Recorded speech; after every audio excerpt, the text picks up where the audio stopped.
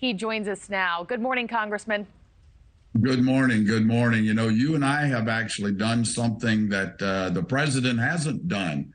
The president has not even visited East Palestine, you know, and it's now it's over 5 months since that disaster occurred. And it may not be a disaster to the president, but it certainly is a disaster to the people that live in East Palestine. And I want to ask you about that now, more than 4 months later, Congressman. The people of East Palestine are begging for this emergency declaration.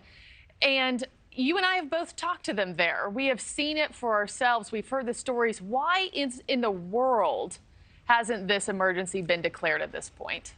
Well, I can't speak for the president. I can only go with what I know to be the truth. And the truth is the president hasn't come to visit. He doesn't know what the situation is there.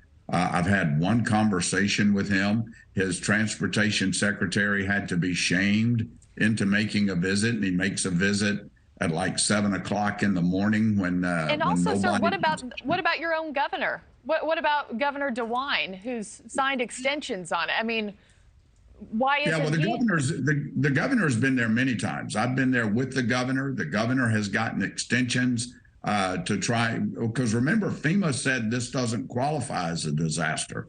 So, but I can't tell you what the governor is doing. The governor is working with the railroads to make sure that Norfolk Southern is the one that bears the cost for this, not the American taxpayer. If an emergency is declared, it's the American taxpayer that's going to pay for the disaster that the railroad caused.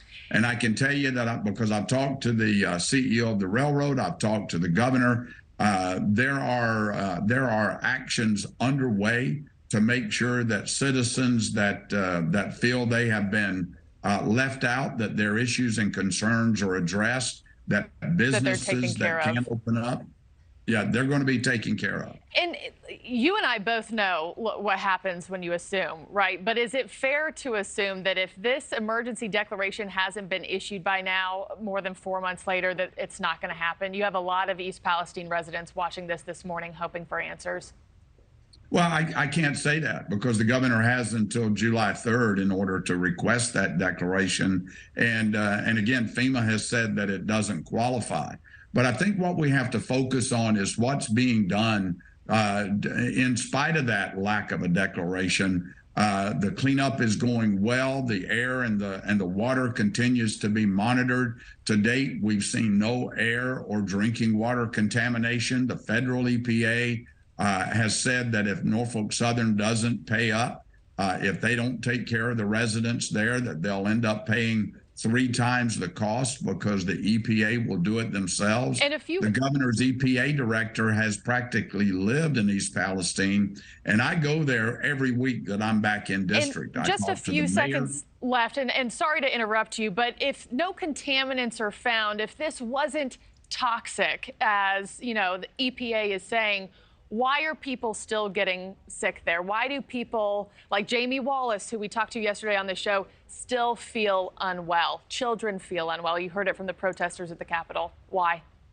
Sure. Well, I think those are big questions, and I think those questions have to be answered. That's why the governor set up a free clinic there in East Palestine to where people can go to, whether they have insurance or can pay or not, to get their questions answered. The NIH, I led an effort along with my colleagues. It's a bipartisan effort to get the NIH, the National Institute of Health, to come in and conduct some research to find out what it is we don't know. The bottom line is this. This situation is not over until the East Palestine residents say it's over. Yeah, and we'll be talking about this for a long time. Whether the president declares an emergency or not. Yeah.